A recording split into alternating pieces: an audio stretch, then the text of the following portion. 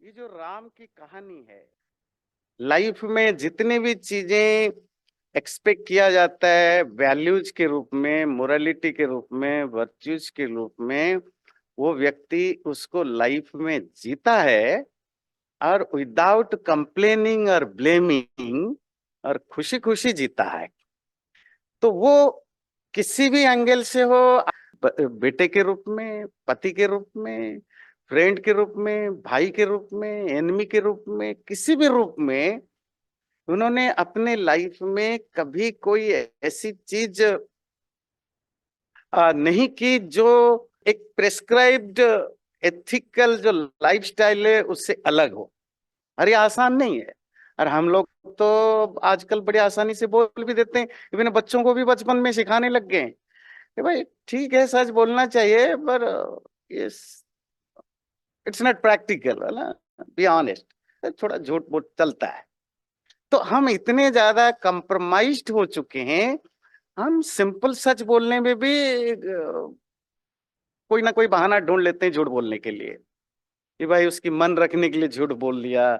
मतलब जहां जरूरत भी नहीं तो भी वहां झूठ बोल लेते हैं।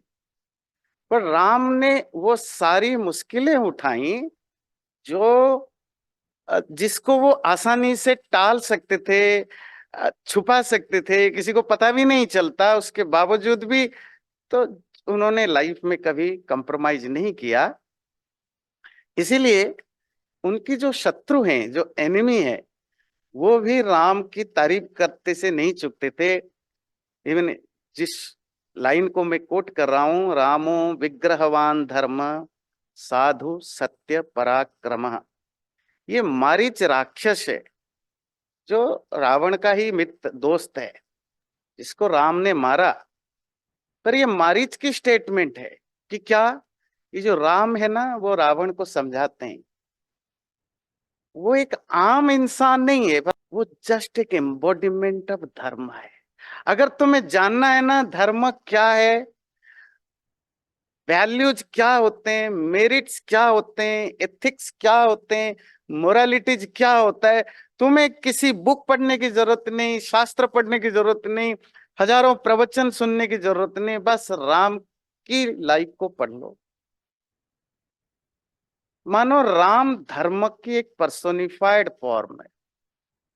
और ऐसा करने के लिए ऐसा नहीं कि उनके लिए कोई इजी था। आप सच बोलने में इजी नहीं फील करते हो तो वो पूरी जिंदगी सच, अहिंसा, जो कुछ भी उनके लाइफ में एथिक्स होते हैं सब पालन किया। इसीलिए राम के लिए जो शब्द यूज हुआ है, और वो शब्द भी शत्रुओं ने राम के लिए दिया है, मर्यादा पुरुषोत्तम। समझते हैं? मर्यादा मतलब limitation. Limitation of what? Limitation of values, जो अपनी एथिकल मोरल वैल्यूज को कभी क्रॉस नहीं किया। इसीलिए मनुष्यों में श्रेष्ठ है, one of the greatest human being. One of the भी हटा सकते हैं तो ग्रेटेस्ट ह्यूमन बींग। और कितना ग्रेट कि हर दुनिया का हर बच्चा, में जिन डिलिबरेटली यूज कर रहा हूं दुनिया का, मैं ये नहीं कह रहा हूं हिंदू का या भारत का, दुनिया की हर माँ बाप को अपने बच्चे को और को सिखाए ना सिखाए, राम की कहानी सिखानी चाहिए। और ऐसा नहीं कि आज बोलना पड़ रहा है कि एवरी पेरेंट शुड टीच।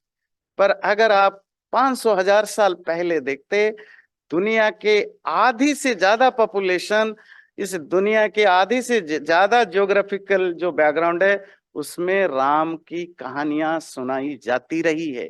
दुनिया में शायद ये अकेले राम है पूरे इस धरती पर, प्लानेट पर, जिसकी कहानियों को भारत से लेकर के साउथ अमेरिका तक, यूरोप से लेकर के जापान, चाइना तक, सब जगह कहानियां सुनाई जाती रही है। और आज भी अभी आपको वही चीजें बताएंगे कैसे सुनाई जाती है। जो ऑर्गेनाइज्ड रिलीजन है, जो दुनिया में आप देखते हैं बड़े बड़े रिलीजन है जिनके बुक सबसे ज्यादा बिकते हैं, वो बाइबल हो, कुरान हो, क्योंकि दुनिया में है, उनके प्रोफेटों को पॉपुलराइज करवाया जा रहा है, उनको प्रोमोट किया जाता है, बाय हुक या बाय क्रूक, मार काट करके या पटा करके। राम किसी रिलीजियन से बंधे हुए नहीं है। आज आप जानेंगे दुनिया के 90% कंट्रीज में आज भी राम को रिस्पेक्ट किया जाता है। भगवान के रूप में पूजा नहीं जाता, रिस्पेक्ट किया जाता है, पढ़ा जाता है, अपने घर में पढ़ा जाता है, बच्चों को पढ़ाया जाता है जिनमें कोई भी हिंदू नहीं है। तो it's beyond religious spectrum Ram रहे। इसीलिए खास करके हिंदुओं में तो ये है ही ट्रेडिशन कि बच्चे को पैदा होने के बाद और कुछ सिखाएं ना सिखाएं, राम की कहानी हम जरूर सिखाते हैं। वो अलग बात है कि माँ बाप कितने राम और लक्ष्मण की तरह बिहेव करते हैं, दैट्स ए डिफरेंट थिंग। ज्यादा घरों में रावण और कुंभकर्ण दिखते हैं, पर ठीक है, पर हम बच्चों को सिखाते हैं कि भाई राम जैसा बनो, भरत जैसा बनो, लक्ष्मण जैसा बनो, दैट्स ए डिफरेंट थिंग। तो आज की जो टॉपिक है कि ये वाल्मीकि के द्वारा ये जो राम की एक रियल स्टोरी, और एक बात कहूं, राम कोई माइथोलॉजिकल कैरेक्टर नहीं जैसे शिव, गणेश, ब्रह्मा, विष्णु की तरह, ना ये कोई फिक्शनल कैरेक्टर है। इस रियल कैरेक्टर, हिस्टोरिकल पर्सन है जिसके आर्कियोलॉजिकल, हिस्टोरिकल हजारों एविडेंस हैं कि राम की स्टोरी रियल है। वो वाल्मीकि रामायण लिख के बाद आगे जाकर के भारत में भी कितने सारे रामायण लिखे गए उनके बेस पर, और भारत के बाहर भी राम की स्टोरी पर कितने ग्रंथ लिखे गए, वो इंटरेस्टिंग है जानने के लिए। सबसे पहले हम संस्कृत में ही, डेफिनेटली रामायण संस्कृत में ही है, पर उसके बाद भी उस वाल्मीकि रामायण की टॉपिक को ट्विस्ट करके, चेंज करके, अपने अपने तरह से मॉडिफाई करके भी बहुत सारे लिटरेचर लिखे गए, जिनमें कुछ फेमस टेक्स्ट बुक के नाम है अध्यात्म रामायण, जो ब्रह्मांड पुराण से एक्सट्रैक्टेड है, जिसके बेस पर तुलसीदास 16th सेंचुरी में रामचरितमानस लिखा। तो वाल्मीकि के रामायण में राम भगवान नहीं है, परमात्मा का अवतार नहीं है, वो एक ह्यूमन बीइंग और एक इतने महान है कि जिनके लाइफ में किसी भी तरह का कोई स्टेन नहीं है। तो पहली बार हमें ब्रह्मांड पुराण में राम को एक डिवाइन के रूप में प्रोजेक्ट करने की कोशिश की गई, जिसको तुल आगे जाकर के प्रमोट किया गया।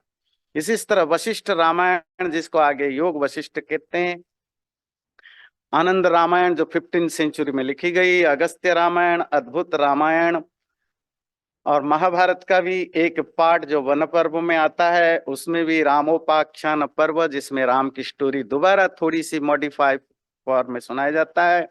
भागवत पुराण में भी कुछ हिस्सा राम की स्टोरी के रिलेटेड 9वें स्कंद में बताया जाता है। विष्णु पुराण और अग्नि पुराण में भी कुछ चीजें आती है। इसी तरह जो एंशिएंट इंडिया के जो संस्कृत के जो ड्रामाज लिखे गए, ड्रामा मतलब नाटक, जो आज भी कोट होते हैं, जो राम के बेस पर, मतलब जो मैं जिन बुक्स की कोट कर रहा हूँ फिलहाल, वो जो 2000-1500 साल पहले के, उसमें बड़े पोइट हुए भास, जिन्होंने प्रतिमा नाटक, अभिषेक नाटक और यज्ञ फल नाटक, दिंगनाग नामक जो कि बुद्धिस्ट थे, तो उन्होंने दिंग कुंदमाला, भवभूति, उत्तर रामचरितम, महावीर चरितम, ये सारे राम के रिलेटेड। वैसे राम के ऊपर आज के डेट में hundreds of thousands of dramas हैं, पर ये सब संस्कृत में क्लासिकल ड्रामा जो प्राचीन काल में थे। धीरे धीरे भारत की अलग अलग लैंग्वेज में वाल्मीकि रामायण के बेस पर अलग अलग लिटरेचर लिखे गए, और उसकी कुछ पॉजिटिव और नेगेटिव साइड भी आपको ध्यान रखना है।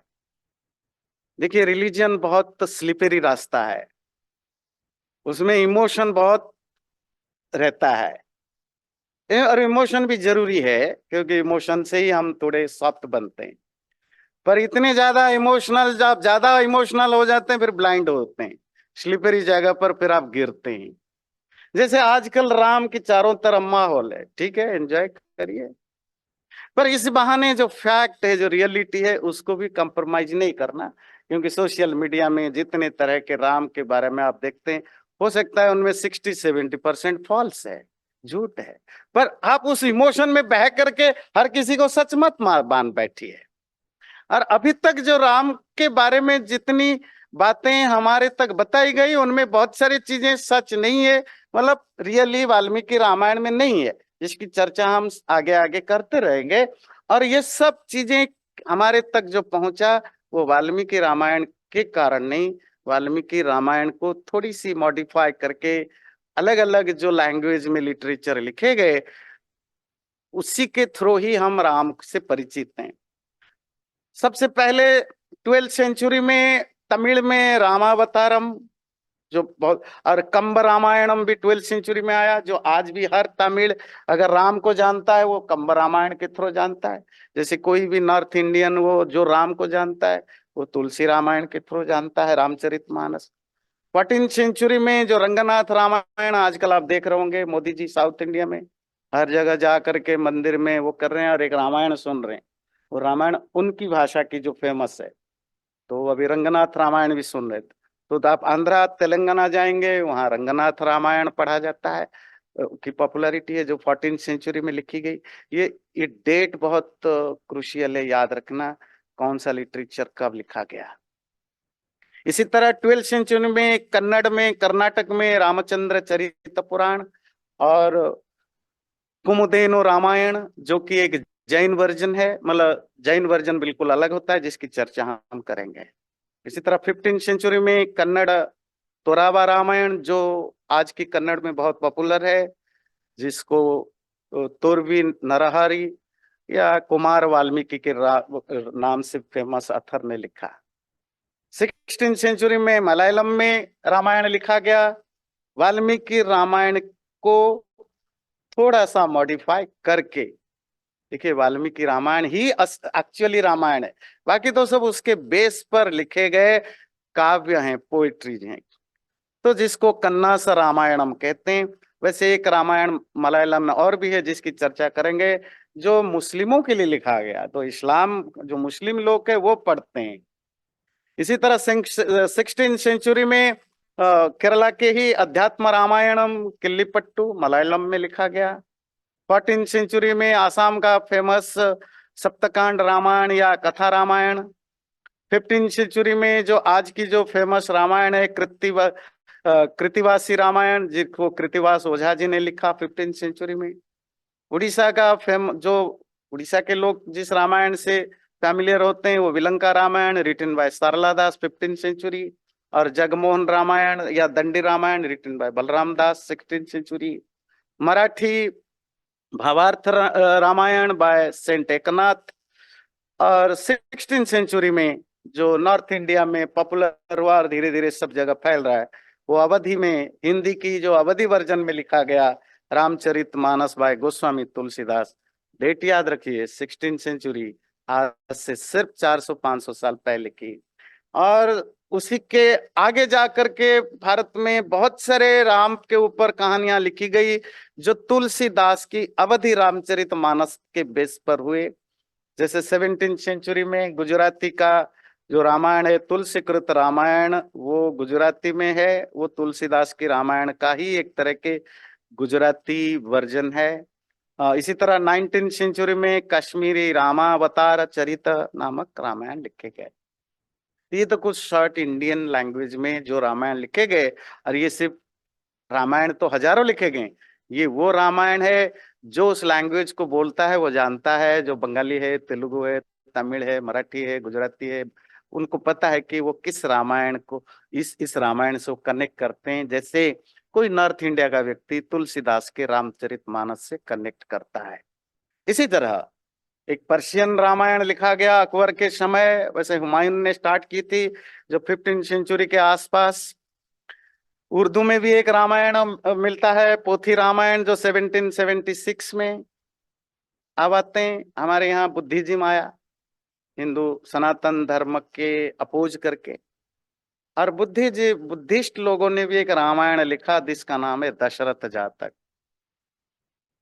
देवियों सज्जनों, ये भी ध्यान रखना है जितने सारे रामायण लिखे गए, एक तो उनमें बहुत सारा उन्होंने अपनी मर्जी से काफी लिबर्टी ली, चेंज चांज किया, पर कुछ रामायण ऐसे भी हैं जिनमें काफी जानबूझ के कुछ नेगेटिव चीजें भी लिखी गई है।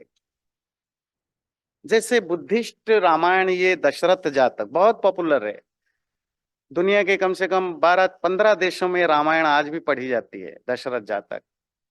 उसमें राम और सीता भाई बहन हैं और दोनों ने एक दूसरे से शादी की। ये डेलिबरेट अटेम्प्ट बहुत सारे जगह हुआ है, वो राम को बदनाम करने के लिए, जो भी है। पर क्या है कि हिंदू लोग बड़े वेनरेबल होते हैं, पढ़ते लिखते तो कुछ है नहीं। सोशल मीडिया से सुन लिया, बाबा से सुन लिया, किसी पंडित से सुन लिया, जी यही लिखा है, अच्छा वहां तो ये उसने बोला। मूर्ख तो होते हैं हिंदू लोग रिलीजियसली, उनको अपना धर्म ज्ञान होता नहीं। फिर पता नहीं कहीं से सुन के बच्चे को भी सिखा देंगे कि राम सीता बहन थे। तो मिल जाएगा आपको। तो इसीलिए मैंने कहा इमोशन में बहुत ज्यादा बह नहीं जाना। और जैनिज्म में भी बहुत रामायण लिखे गए। कुछ रामायण जैन सिद्धांत के बेस पर लिखे गए, कुछ बिल्कुल राम सीता को बदनाम करने के भी लिखे गए। जैसे ये बहुत फेमस है पौमचारियम रामायण, जो वाल्मीकि रामायण से काफी अलग नहीं कहेंगे, वो उल्टा है। और इसमें सारे कैरेक्टर्स जैन के रूप में डिपिक्टेड हुए। सीता, लक्ष्मण, राम जैसे आप रामायण में पढ़ते हैं, वो जंगल में जाते हैं, ऋषियों के आश्रमों में जाते हैं। पर जब आप जैन रामायण पढ़ते हैं, पौमचर्यम, पौम मतलब राम को यहाँ पौम कहा गया, तो वो जैन तीर्थंकरों के या जैन पिलग्रिमेज में जाते हैं। और जैन रामायण के ये 4 फेमस रामायण हमें मिलता है। विमल सूरी जी के पौमचर्यम, पौम मतलब पद्म, संस्कृत में पद्म, प्राकृत में पौम कहते हैं। उस रामायण में राम को पद्म के रूप में बताया गया। 5th सेंचुरी में लिखी गई पद्म पुराण, ये एक हिंदुओं का पद्म पुराण अलग है, जैन पद्म पुराण अलग है, जिसको रविसेन ने लिखा 678 सेंचुरी में। संस्कृत में है ये, पर ये राम की कहानियां है। इसी तरह पौमचर्यु, एक्ट्स ऑफ पद्म, यहाँ राम को ही पद्म के रूप में बताया जा रहा है और प्राकृत में पद्म को पौम कहते हैं। तो इनको लिखा स्वयंभूदेव ने, ये 9th और 10th सेंचुरी के आसपास। और जो आजकल बहुत पॉपुलर है जैन समाज में राम कथा, वो है त्रिषष्टि शलाका पुरुष चरित्र, जिसको हेमचंद्र ने लिखा 12th सेंचुरी में। ध्यान रखिए, जैसे बुद्धिस्ट रामायण में काफी चीजें वाल्मीकि रामायण से बिल्कुल अलग है। जैसे वो राम और सीता भाई बहन है, इसी तरह जैन रामायण में भी स्टोरी बहुत ज्यादा कैरेक्टर की रिलेशनशिप में चेंजेस हैं, और वो एक जैन पर्सपेक्टिव में लिखे गए हैं। इसी तरह ये तो हुआ भारत के अंदर जो रामायण लिखे गए या बोले गए, उनकी कुछ वेरिएशंस। अब हम देखेंगे भारत से बाहर भी कैसे राम ग्लोबली बड़े पॉपुलर थे, और उनको किसी ने बाय हुक या बाय क्रुक पॉपुलर नहीं कराया कि भाई आपको राम का भक्त बनना है, नहीं तो मारे जाओगे, सर काटा जाएगा, या चावल की 2 बोरी देंगे, नौकरी करा देंगे, राम का भक्त बनो। जैसे कि अब्राहमिक रिलीजन में जबरदस्ती या छल कपट से कराया जाता है। राम की पॉपुलैरिटी 2000, 3000, 4000 साल पहले से दुनिया भर में अपने आप हुई। क्यों? भगवान के रूप में नहीं। ध्यान रखिए, राम भगवान के रूप में सिर्फ 400 साल से ही भगवान के रूप में आने लगे, जब से तुलसी रामायण, इसीलिए मैं तुलसी रामायण जो रामचरितमानस की बात कर रहा हूं, जब से रामचरितमानस पॉपुलर हुआ उससे पहले राम एक एक मनुष्य होकर के कैसे सारे दुख कष्ट को सहकर भी अपनी धर्म, अपनी निष्ठा, अपनी मोरालिटी में कंप्रोमाइज नहीं करते, इस नाते राम दुनिया भर में फेमस हुए। और सारे दुनिया में अपने अपने रामायण लिखी गई। वाल्मीकि रामायण बेस रहा, पर उसके बेस पर रखे गए, उस पर डांसेस होते हैं, उन पर उनकी classical dance, classical drama, classical songs होते हैं। वहां रिलीजन बदल चुके हैं, कल्चर बदल चुका है, पर आज भी है वहां राम फेमस है। स्टार्ट करते हैं थाईलैंड से। थाईलैंड की जो थाई भाषा में जो रामायण मिलता है, उसको कहते हैं रामकियन। और ध्यान रखिए, ये थाईलैंड की नेशनल एपिक है। भारत तो सेकुलर कंट्री है, तो इसीलिए ना रामायण ना यहाँ नेशनल एपिक कुछ भी नहीं बन पाता है। थाईलैंड एक बुद्धिस्ट कंट्री है, पर राम उनके घर घर में मन मन में बसे हैं। आज भी वहां राम की लीला, राम लीलाएं होती हैं। वो राम जो जो जो रामायण की उनके अपने बुक्स है, अगेन मैं रिपीट करूं, बार बार नहीं बोलूंगा, आप ये ध्यान रखिए, उसमें प्योर वाल्मीकि रामायण की स्टोरी नहीं है, काफी चीजें चेंज है। पर राम, लक्ष्मण, सीता, हनुमान, रावण, ये सब हैं थोड़ी बहुत चेंजेस के साथ। और यहां तक कि 17th सेंचुरी से वहां जितने भी राजा हुए, खास करके चक्री डायनेस्टी के, सबने अपने अपने आप को राम लिखा। जैसे किंग राम वन, जो 1788 सेंचुरी से से लेकर आज की जो थाईलैंड के राजा है वो राम टेन है, जो 2016 से, जिनका अपना नाम है विजिर विजिर आलोंगकोर्न, जो भी उनका नाम है, पर वो राम टेन के रूप में जाने जाते हैं, आज भी जाने जाते हैं। इसी तरह उसके बगल में आते हैं लाओस। लाओस की जो रामायण वर्जन है उसको कहते हैं प्रलाक प्राराम। ये भी लाओत्से का नेशनल एपिक, जैसे नेशनल एम्ब्लम होता है, नेशनल फ्लैग होता है, ये उन देशों के नेशनल एपिक के रूप में एक्सेप्टेड है।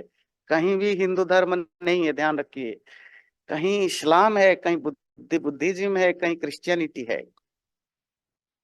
इसी तरह म्यांमार, जो कि बुद्धिस्ट कंट्री है, वहां की जो रामायण है इसको कहते हैं यामायान, और रा को य उच्चारण करते हैं, या यमक, यम, यद्दो, कुछ चीजें तो मैं प्रोनाउंस भी नहीं कर पाता हूँ।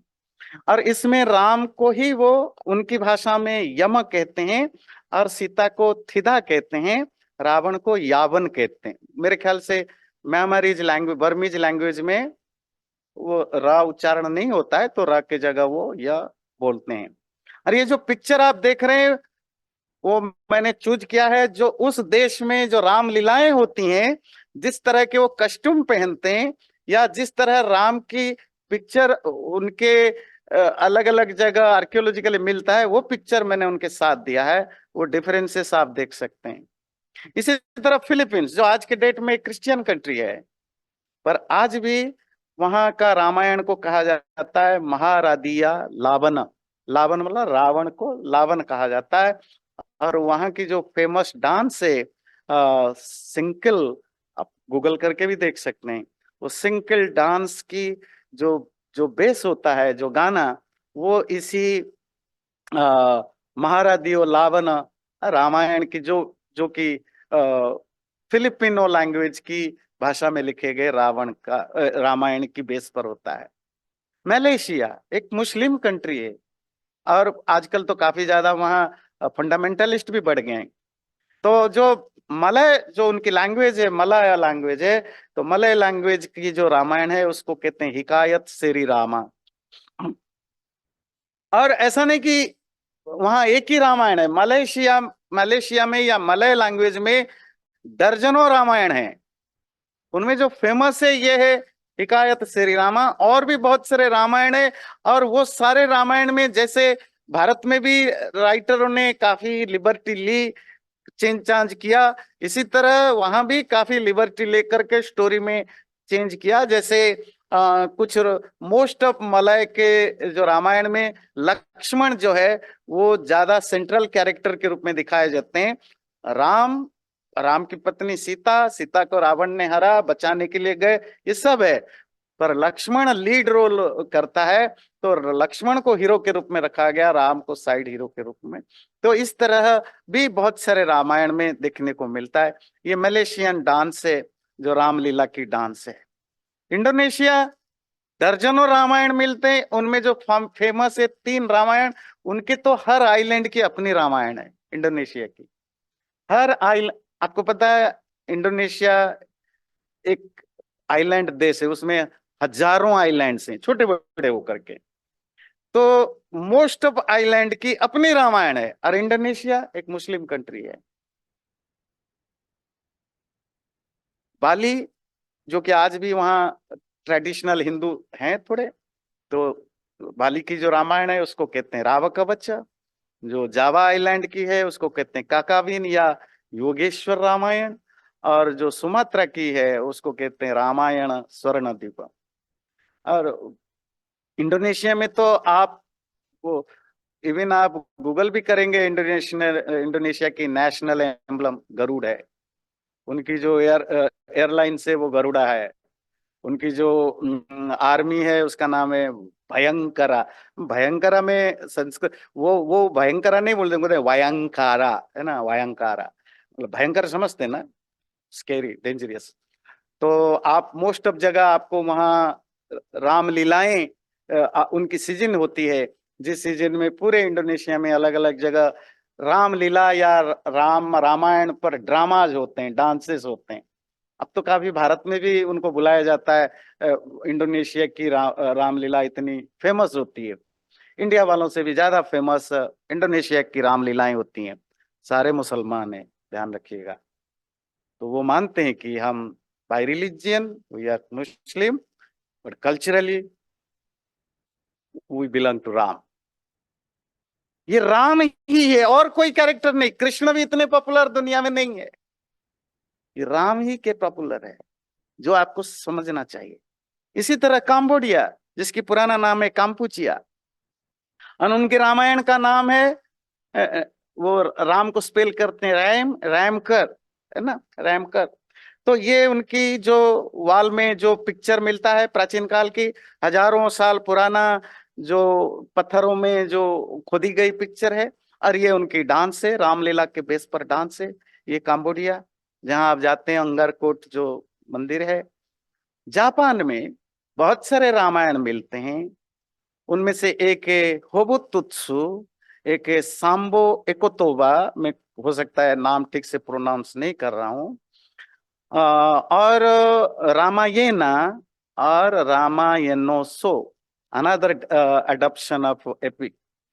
और एक बुक मिलता है जिसको कहते हैं बोन्तेंकोंकु या तामावाका, जिसमें राम को कृष्ण की तरह फ्लूट प्लेयर के रूप में दिखाया गया है, जो अपनी पत्नी सीता, जिसका नाम जापानीज में रखा गया हिमेजिनी, जिसको वो किंग बारामोन, रावण को बारामोन कहा जाता है, को सुधार करने के लिए गए। उनकी जो फेमस डांसेस हैं, दो क्लासिकल डांसेस, बुगाकू और गागाकू, ये दोनों 8 to 12 सेंचुरी में आए। वो प्योरली जापानीज रामायण बेस्ड पर है। मैं आपको इसमें एक वीडियो दिखाना चाहूंगा अभी। ये जापानीज लैंग्वेज में, ये जापानी में बनाया गया एक एनिमेटेड मूवी है रामायण पर। उसमें उन्होंने इंडियन लोगों की हेल्प ली है। इसकी इंग्लिश ट्रांसलेशन भी मिलता है। और अब मजेदार बात ध्यान रखिए, आप अपने बच्चों को कोई राम की कहानी पर अच्छी सी मूवी दिखाना चाहते हैं या वीडियो दिखाना चाहते हैं ना, भारत के ज्यादातर मूवी जो है बहुत ही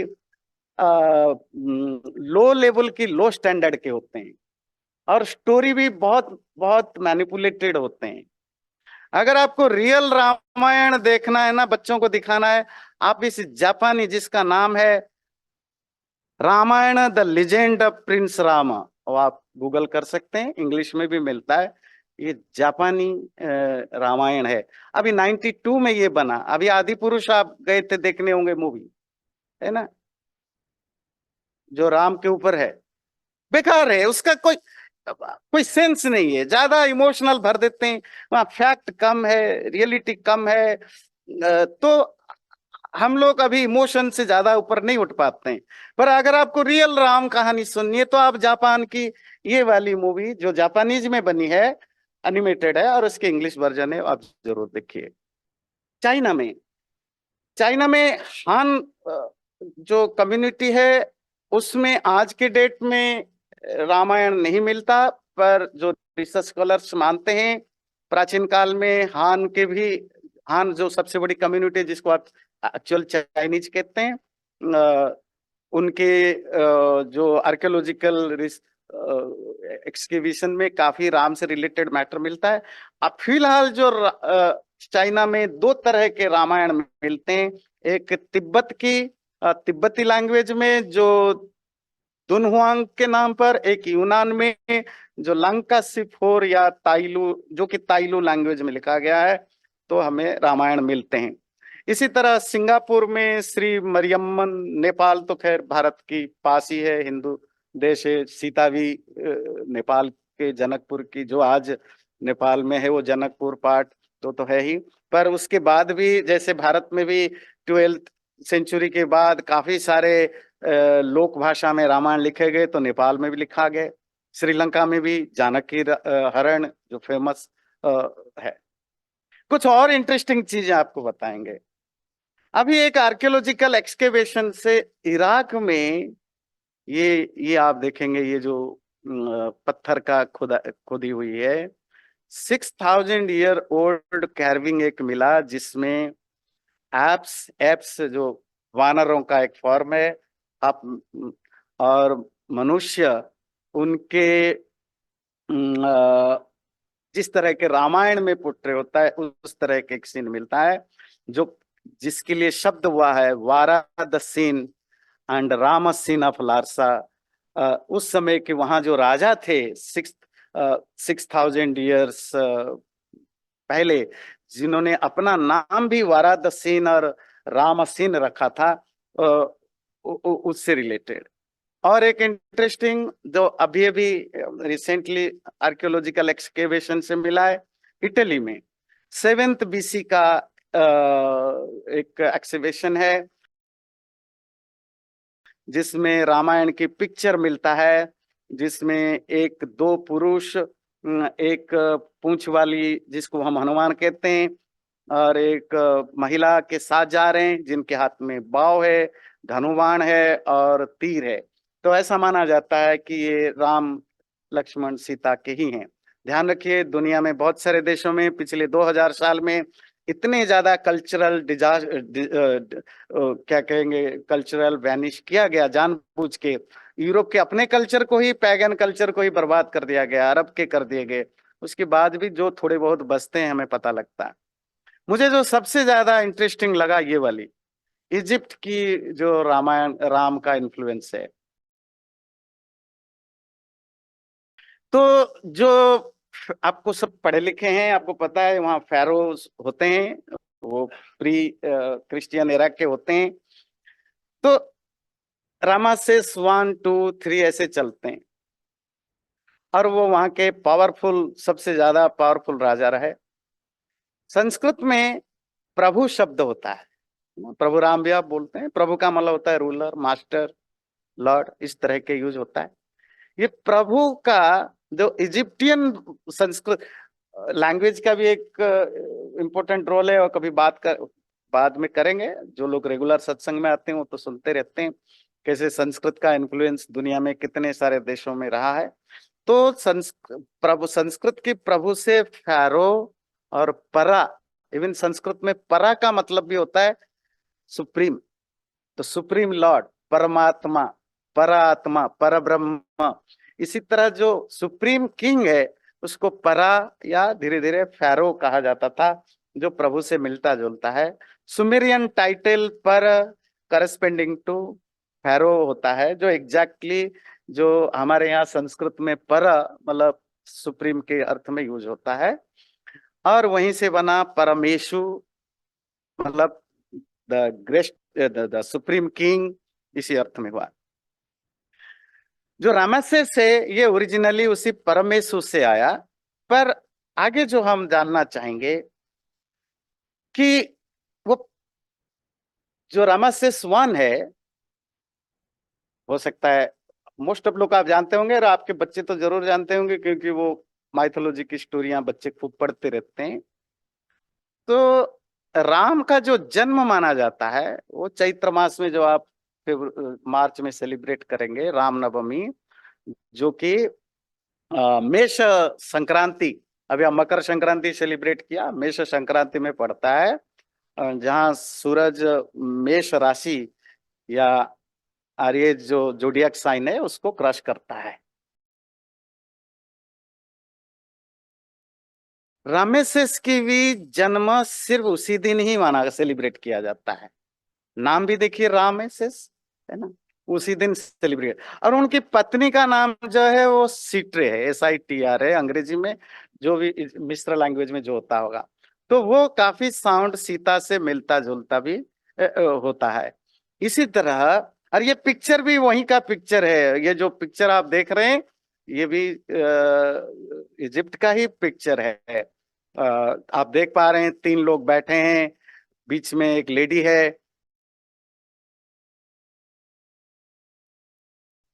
और एक ब्लैक कलर की है, ब्लू कलर की, जो हमारे यहाँ राम को ब्लू कलर के रूप में प्रेजेंट किया जाता है।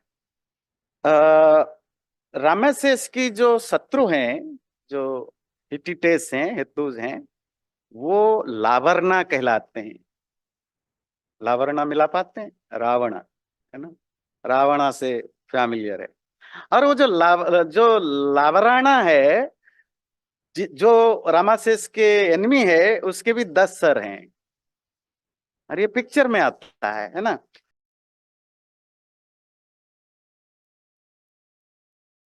और 10 सर और 10 आर्म है। इजिप्ट की जो फेमस अब्बू सिम्बल टेम्पल है, जो वहां के प्राचीन मिस्र टेम्पल है, उसमें इसकी मूर्तियां पिक्चर है, जिसमें राम उसको मारता है, हत्या करता है, रामेसेस हत्या करते हैं। तो ये 1270 BCE का है, ध्यान रखिए। और लास्ट और एक चीज करके, जो अभी इस पर काफी काम होना बाकी है, साउथ अमेरिका और अफ्रीका के ऊपर क्या कोई है, तो एक सर विलियम जोन्स करके ब्रिटिश इंडिया के सुप्रीम कोर्ट के चीफ जस्टिस हुए। तब सुप्रीम कोर्ट कलकत्ता में होता था। ये ब्रिटिश हैं, सर विलियम जोन्स नाम से भी जानते होंगे, और वो सुप्रीम कोर्ट के चीफ जस्टिस थे, और वो बड़े इंडोलॉजी के भी रिसर्चर थे, रिसर्च स्कॉलर थे। तो उन्होंने जो फाउंड किया कि मायन सिविलाइजेशन, जो आपको ये आपकी टेक्सास, आपकी मेक्सिको, ये सब एरिया में, ये टेक्सास भी पार्ट ऑफ मायन कल्चर था ना, जहाँ बैठे हुए हो। तो इस एरिया में भी जो मायन कल्चर, जो मेक्सिको वगैरह का है, वहाँ के काफी सारे जो मिलते हैं, अवशेष मिलते हैं, रेमनेंट्स मिलते हैं, उसमें राम और सीता की स्टोरी के इम्प्रिंट्स भी मिलते हैं। 1786 में ये ब्रिटिश स्कॉलर हैं सर विलियम जोन्स, जिन्होंने इसको लिखा, और उसको उन्होंने एशियाटिक रिसर्च पेपर में छापा था। तो आई एम कोटिंग इट, ये कोई ऐसा नहीं कि कहीं से भी उठा लिया, एक रिसर्च मैगजीन पेपर की ये कटिंग है। और उसमें वो, और इवन जो वहाँ फेस्टिवल होता है, वो फेस्टिवल को वो राम सित्वा कहते हैं, जो कि राम सीता ही होता है। तो ये आज फर्स्ट डे, मैंने इसीलिए ये सब आपके सामने रखने के लिए रखा। हम अगले बार से तो रामायण पढ़े, राम कथा सुनेंगे अगले संडे से, जो भी 7-8 संडे तक जाएगा सीरीज में राम की पूरी स्टोरी। पर आज ये बताने के लिए कोशिश थी कि राम बाय नेचर, उनकी पर्सनालिटी इतना महान था और इतना रियल था। ये कोई माइथोलॉजिकल कैरेक्टर ने, पहली चीज तो ये आपको समझना और बच्चों को समझाने की जरूरत है कि दुनिया में ज्यादातर कल्चर में राम को उन्होंने अपने साथ जोड़ा, राम की कहानियों को जोड़ा। वहां के राजा लोगों ने अपना नाम राम, रमेश ऐसे रखने की कोशिश की, और आज तक उनका रिलीजन बदल चुका है, उनकी कल्चर बदल चुका है, पर वो राम के साथ आज भी आइडेंटिफाई करते हैं। इससे आप समझ सकते हैं कि राम की पर्सनालिटी कैसी थी, कितनी ज्यादा डीप पर्सनालिटी थी, कि जिसने भी वो स्टोरी सुना, उसने अपने आगे के हजार हजार जनरेशन के लिए उस स्टोरी को सेव रखा। आई होप हिंदू लोग भी सेव रख पाए, है ना। तो इसी इंट्रोडक्शन के साथ अगले बार से हम राम कथा सुनेंगे। होप आप लोग जरूर आइएगा अपने साथियों को लेकर। बहुत बहुत धन्यवाद। चैनल को सब्सक्राइब जरूर करें, और वीडियो अच्छा लगे लाइक भी जरूर करें।